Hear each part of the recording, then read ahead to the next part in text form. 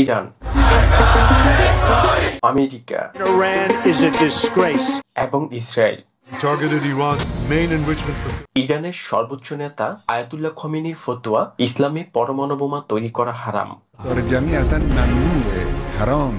তাহলে এই দেশগুলোর মধ্যে এত যুদ্ধ কিসের জন্য? বিশ্বে প্রায় 57টি ইসলামিক রাষ্ট্র রয়েছে, কিন্তু আমেরিকা এবং ইসরায়েল বাকি দেশগুলোকে ছেড়ে একটি দেশ ইরানের পিছনে লেগে আছে। ইরান, আমেরিকা এবং ইসরায়েল এই যুদ্ধগুলো বোঝার জন্য আমাদের ফিরে যেতে হবে দ্বিতীয় বিশ্বযুদ্ধে।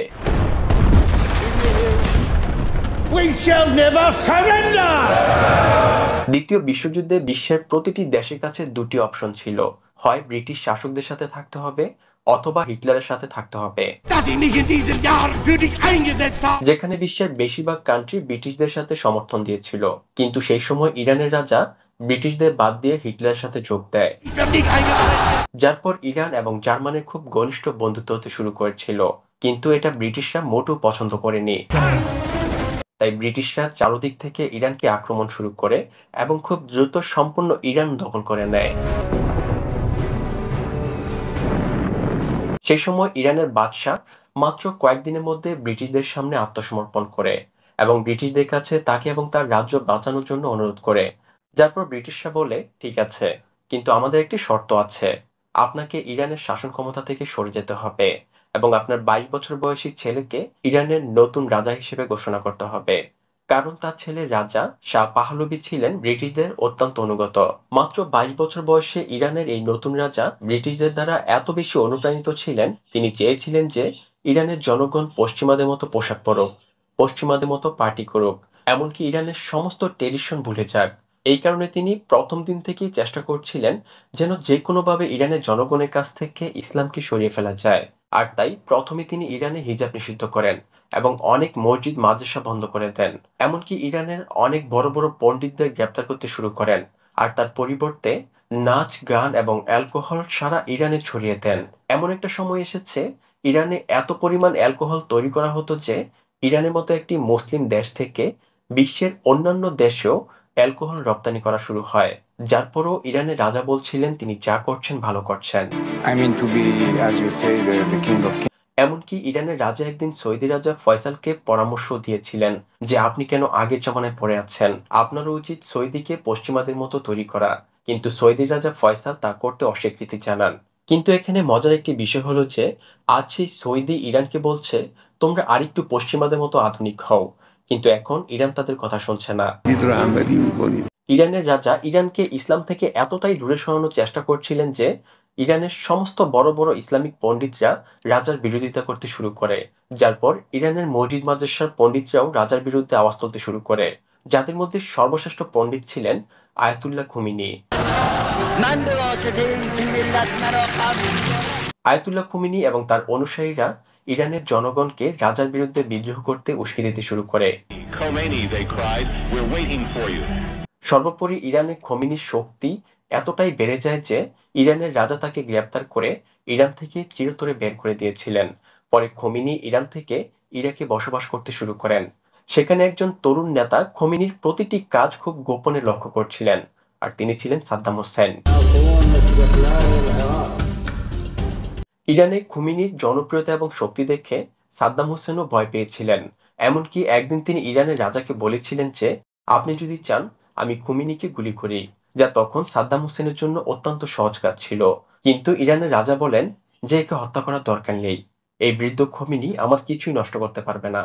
খোমেনি ইরাকে বসে তার বক্তব্য ক্যাসেটে রেকর্ড করতে থাকেন, যা খুব গোপনে সম্পূর্ণ ইরানে ছড়িয়ে দেওয়া হয়। খোমেনির কথা শুনে ইরানের জনগণ অনুপ্রাণিত হতে শুরু করে। ধীরে ধীরে ইরানের জনগণ খোমেনির প্রতি এতটাই অনুপ্রাণিত হয়েছিল যে তারা ইরানের রাজার চেয়ে খোমেনিকে নেতা ভাবতে শুরু করে। কিন্তু তারপরেও ইরানের রাজাকে সরিয়ে দেওয়া সহজ কাজ ছিল না, কারণ তার একটি অত্যন্ত বিপজ্জনক সেনাবাহিনী ছিল এবং সুপার পাওয়ার আমেরিকার সম্পূর্ণ সমর্থন ছিল ইরানের রাজার উপর। মুসলিম দেশগুলোর মধ্যে আমেরিকার সবচেয়ে প্রিয় অনুগত ছিলেন ইরানের এই রাজা। কিন্তু যখন ইরানের রাজা তার ক্ষমতার শীর্ষে ছিলেন তখন তিনি তার জীবনের সবচেয়ে বড় ভুল করে বসেন। বিশ্বের সবচেয়ে বড় এবং ব্যয়বহুল পার্টির সিদ্ধান্ত নেন ইরানের রাজা। হঠাৎ একদিন ইরানের রাজা ঘোষণা করলেন দি গ্রেট পার্সিয়ান সাম্রাজ্যকে পুনরুত্থান করতে ইরানে বিশ্বের সবচেয়ে বড় একটি পার্টি করবেন। এটা এমন একটি পার্টি হবে যেখানে বিশ্বের সমস্ত নেতা এবং বড় বড় সেলিব্রিটিদেরকে আমন্ত্রণ করা হবে।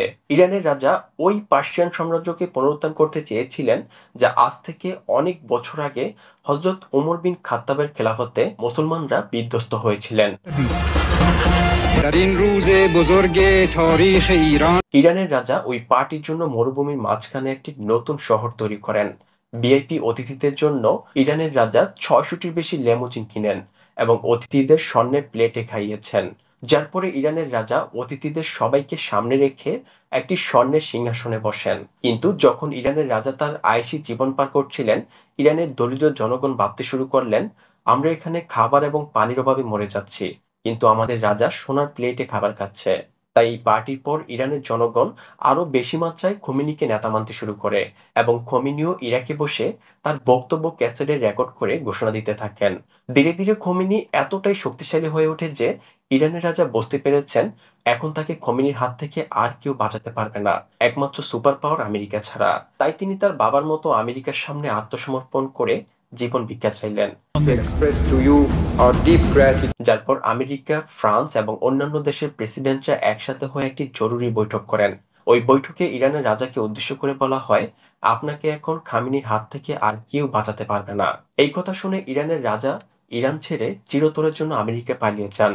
যখনই খোমেনি জানতে পারেন ইরানের রাজা দেশ ছেড়ে পালিয়ে গেছে, ফাইনালি 14 বছর পর ইরানে ফিরে আসেন খোমেনি।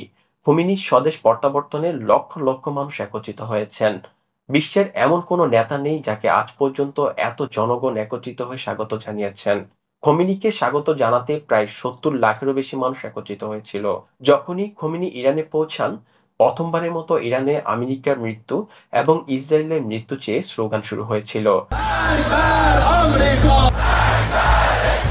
খোমেনির অনুসারীরা আমেরিকান দূতাবাসে গিয়ে সমস্ত লোকদের গ্রেপ্তার করতে শুরু করে এবং খোমেনি আমেরিকার প্রেসিডেন্টের নাম উচ্চারণ করে বলেন, ইরান এই 50 জন আমেরিকার নাগরিককে ততক্ষণ পর্যন্ত মুক্তি দিবে না যতক্ষণ পর্যন্ত আমেরিকা ইরানের রাজাকে খোমেনির প্রশাসনের হাতে হস্তান্তর না করবে। আর এখান থেকেই প্রথমবারের মতো আমেরিকা এবং ইরানের শত্রুতা শুরু হয়। কিন্তু ইরানের রাজা আর কখনোই ইরানে ফিরে আসেননি এবং তার মৃত্যুর পর তার ছেলে ইরানের নতুন শাহ বলে ঘোষণা করেন। কিন্তু ততক্ষণে ইরানে খোমেনি তার নতুন ইসলামিক নিয়ম তৈরি করে ফেলেন। খোমেনি ইরানের নেতা হওয়ার সাথে সাথে একই সাথে ইরানের পাশে ইরাকে আরেকজন নতুন নেতার উত্থান হয়, আর তিনি ছিলেন সাদ্দাম হোসেন। কিন্তু এখানে সবচেয়ে বড় জটিলতা তৈরি হয়। মধ্যপ্রাচ্যের বাকি মুসলিম নেতারা খোমেনির শক্তিকে ভয় পেতে থাকে, কারণ খোমেনি বারবার তার বক্তব্যে বিভিন্ন মুসলিম দেশগুলোর রাজাদের বিরুদ্ধে বিদ্রোহ করার জন্য জনগণকে আওয়াজ তুলতে উস্কে দিতে থাকেন। আর তাই আমেরিকা এবং আরব নেতাদের নির্দেশে ইরাকের নেতা সাদ্দাম হোসেন খোমেনির ইরানে হামলা চালায়। 8 বছর ইরান এবং ইরাকের মধ্যে কঠিন যুদ্ধ চলে, কিন্তু সাদ্দাম হোসেন সারা বিশ্বের সমর্থন পেয়েও খোমেনিকে তার অবস্থান থেকে সরাতে পারেনি। অবশেষে 8 বছর পরে যুদ্ধ শেষ হওয়ার সাথে সাথে মাত্র কয়েক বছর পরেই খোমেনি এই পৃথিবী ছেড়ে চলে যান। খোমেনির জানাজা ছিল বিশ্বের ইতিহাসের সবচেয়ে বড় জনসমাগম, কারণ তার জানাজায় প্রায় 1 কোটিরও বেশি মানুষ উপস্থিত হয়েছিল। যার পর ইরানের নতুন নেতা হিসেবে আত্মপ্রকাশ করে আয়াতুল্লাহ খোমেনির ছাত্র আয়াতুল্লাহ আলী খামেনি, যিনি আজ পর্যন্ত ইরানের সর্বোচ্চ নেতা। ইরাকের সাথে যুদ্ধ শেষ হওয়ার পর ইরানের নেতারা বুঝতে পেরেছিলেন যে এখন আমেরিকা এবং ইসরায়েল তাদের ছেড়ে দেবে না যতক্ষণ না পর্যন্ত ইরানের নিজস্ব পরমাণু বোমা না থাকবে। কিন্তু সমস্যা হয়ে দাঁড়ায়, একটি পরমাণু বোমা তৈরি করা এতটা সহজ কাজ নয়। এটা খুবই কঠিন এবং জটিল প্রযুক্তি, আর সেই সময় কেউ ইরানকে এই প্রযুক্তি দিতেও প্রস্তুত ছিল না। আর তখন ইরান কিছুটা অলৌকিক ঘটনার জন্য অপেক্ষা করছিল, বিশ্বের কোন একটি দেশ তাদেরকে পরমাণু বোমা তৈরি করতে সাহায্য করার জন্য। এবং কি অদ্ভুত বিষয়, এক্স্যাক্টলি এটাই হলো। ইরানের ঠিক কাছাকাছি মুসলিম দেশগুলোর মধ্যে প্রথম ইসলামিক দেশ হিসেবে পাকিস্তান প্রথম পরমাণু বোমা তৈরি করে ফেলল। Pakistan today successfully conducted 5 nuclear tests. পাকিস্তানে পরমাণু বোমা তৈরির পর আব্দুল কাদির খান খুব গোপনে ইরানে পরমাণু বোমা তৈরির জন্য সায়েন্টিফিক প্রযুক্তি পাঠানো শুরু করেন। ইরান পাকিস্তানের এই প্রযুক্তি ব্যবহার করে খুব দ্রুত নিউক্লিয়াস প্ল্যান্ট তৈরি করতে শুরু করে। কিন্তু ইরান এসব শুরু করার সাথে সাথেই আমেরিকা এসব খবর পৌঁছে যায়। পাকিস্তানে পরমাণু বোমা তৈরির পর আমেরিকা তেমন কোনো প্রতিক্রিয়া দেখায়নি, কারণ পাকিস্তান আমেরিকার একটি অত্যন্ত অনুগত দেশ ছিল। हमें अपनी कौम का पेट আমেরিকা জানতো পাকিস্তানে যা কিছু হয়ে যাক, পাকিস্তান আমেরিকার বিপক্ষে যাবে না, কারণ পাকিস্তান এবং আমেরিকা অনেক পুরনো বন্ধু। কিন্তু ইরান পাকিস্তান থেকে একেবারেই আলাদা। ইরান বারবার আমেরিকার চোখে চোখ রেখে হুমকি দিয়ে আসছিল। তাই আমেরিকা যখনই ইরানের পরমাণু প্রকল্প সম্পর্কে জানতে পারে, আমেরিকার প্রেসিডেন্ট সমগ্র বিশ্বের সামনে এসে বলেছেন, বিশ্বের কিছু দেশ রয়েছে যারা নিজেদের জন্য রাসায়নিক এবং পারমাণবিক বোমা তৈরি করছে, Iran ever had the knowledge to develop a nuclear weapon. যাদের মধ্যে এক ইরাকের প্রেসিডেন্ট সাদ্দাম হোসেন আর অন্যজন ইরানের খমেনি প্রশাসন। যার পর আজ পর্যন্ত বিশ্ব জেনে এসেছে আমেরিকার এটি একটি ভুল অভিযোগ ছিল। ইরাক এবং ইরানে পরমাণু বোমা তৈরি হচ্ছে জর্জ বুশের এমন বক্তব্যের কিছুক্ষণ পরেই আমেরিকা সাদ্দাম হোসেনের ইরাকে হামলা চালায়, ইরাকে হাজার হাজার মানুষকে হত্যা করে। ইরাকে সাদ্দাম হোসেনের পতনের পর আমেরিকা বুঝতে পারে বিশ্বের যে কোনো দেশকে মিথ্যা অভিযোগ দিয়ে আক্রমণ করতে পারবে। তাই আফগানিস্তান এবং ইরাকে হামলার পর আমেরিকার পরবর্তী টার্গেট ছিল ইরান। আমেরিকা বারবার মিথ্যা বলতে শুরু করেছে ইরান পরমাণু বোমা তৈরি করছে, যার পর পুরো বিশ্বের চোখ পড়ে ইরানের নেতা আয়াতুল্লাহ খমেনির দিকে। আর তখন ইরানকে আক্রমণ করার পরিকল্পনা করে আমেরিকা, কারণ তখন ইরানের এক পাশে আফগানিস্তানে আমেরিকার একটি বিশাল সামরিক ঘাঁটি ছিল এবং ইরানের অন্য পাশে ইরাকেও আমেরিকার সামরিক ঘাঁটি ছিল।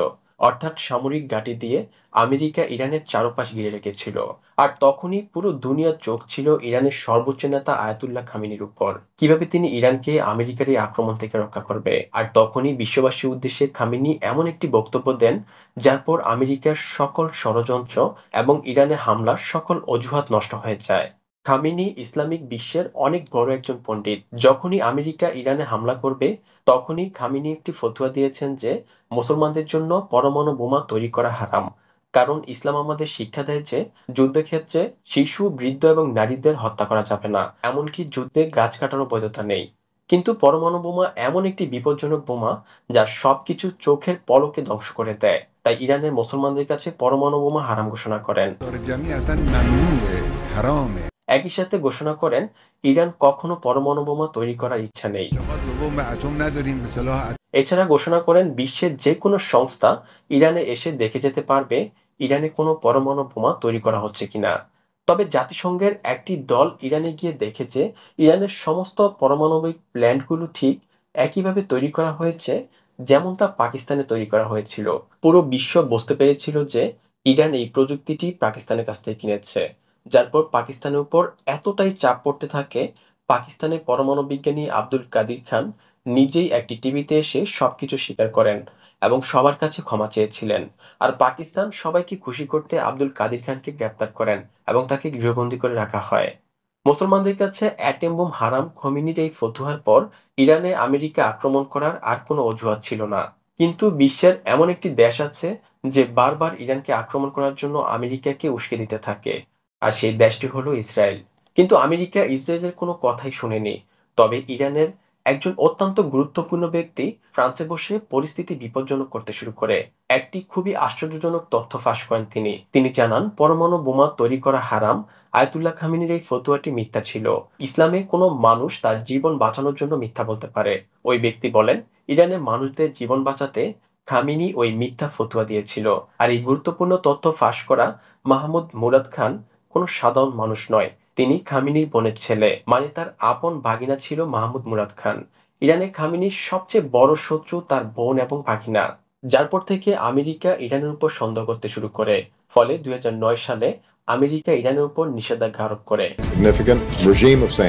আমেরিকা নিষেধাজ্ঞার আগে ইরানের অর্থনীতি খুবই দ্রুত বৃদ্ধি পাচ্ছিল, কিন্তু যখনই আমেরিকা নিষেধাজ্ঞা আরোপ করে তারপর থেকে ইরানের অর্থনীতি ধ্বংস হতে শুরু হয়। ইরানের মতো তেল এবং গ্যাস সমৃদ্ধ দেশ আমেরিকার নিষেধাজ্ঞায় একেবারেই অর্থনীতি ভেঙে পড়ে। ইরান সারা বিশ্বে কারো কাছে গ্যাস বিক্রি করতে পারে না। এমনকি বন্ধুরাষ্ট্র পাকিস্তানের সাথে চুক্তি থাকার পরও পাকিস্তান ইরান থেকে গ্যাস কিনতে অস্বীকৃতি জানায়। আর ইরানের সস্তা গ্যাস ছেড়ে কাতার থেকে বেশি দামে গ্যাস কিনে নেয় পাকিস্তান। বিষয়টা এমন ছিল, একজন ব্যক্তি কোনো এক চৌধুরীর ভয়ে তার বাড়ির কাছের দোকান থেকে জিনিসপত্র না কিনে যাতায়াত খরচ দিয়ে এবং অধিক দামে দূরের কোনো দোকান থেকে জিনিস কেনার মতো। পৃথিবীতে মাত্র 3টি দেশ আছে যারা আজ পর্যন্ত ইরানের সাথে ব্যবসা করছে। এর মধ্যে রয়েছে চীন, রাশিয়া এবং ভারত। আমেরিকার এসব নিষেধাজ্ঞার পর ইরানের পরিস্থিতি এতটাই খারাপ হয়ে যায় যে ইরান সরকার আমেরিকার সাথে চুক্তির জন্য প্রস্তুত হয়, যার পর আমেরিকার প্রেসিডেন্ট বারাক ওবামার সাথে ইরানের একটি পারমাণবিক চুক্তি হয়, যেখানে বলা হয় ইরান পরমাণু বোমা তৈরি করবে না, বিনিময়ে আমেরিকা ইরান থেকে সমস্ত নিষেধাজ্ঞা সরিয়ে দেবে। কিন্তু প্রথম দিন থেকেই আমেরিকার এমন একজন ব্যক্তি ছিলেন যিনি এই চুক্তির কঠোর বিরোধিতা করে আসছিলেন, আর তিনি ছিলেন ডোনাল্ড ট্রাম্প। ডোনাল্ড ট্রাম্প এই চুক্তির বিরুদ্ধে ছিলেন কারণ আমেরিকা ইহুদিদের একটি বিশাল নেটওয়ার্ক রয়েছে যাদের সমর্থন ছাড়া কেউ আমেরিকা কিছু করতে পারে না, আর তাই ইহুদিদের সমর্থনে ট্রাম্প তার নির্বাচনে জয়লাভ করেন। এরপর ডোনাল্ড ট্রাম্প ইরানের অর্থনীতি দুর্বল করার জন্য ইরানের সাথে আমেরিকা করা চুক্তিটি বাতিল করেন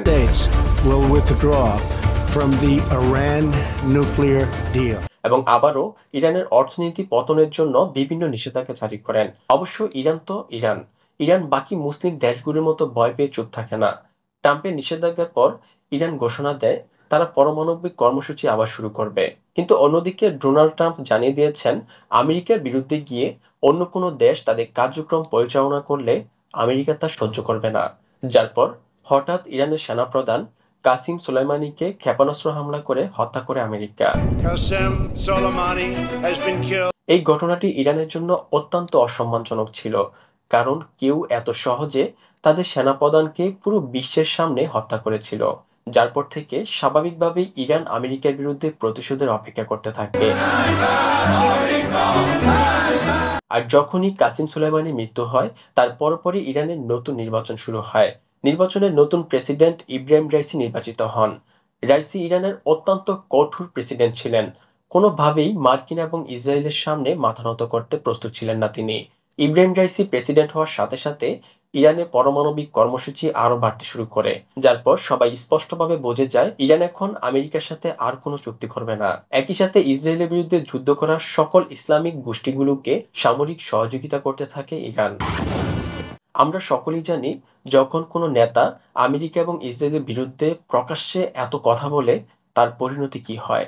প্রেসিডেন্ট রাইসিও হত্যার শিকার হয়। President Raisi died when their helicopter crashed. President Raisi মৃত্যুর পর আজ থেকে 1 বছর আগে ইরানে আবারও নির্বাচন হয়, যেখানে ইরানের জনগণ ইব্রাহিম রাইসির একেবারে বিপরীত নেতাকে নির্বাচন করেন, যিনি খুবই সফট এবং বুদ্ধিমান ব্যক্তিত্ব অধিকারী ছিলেন।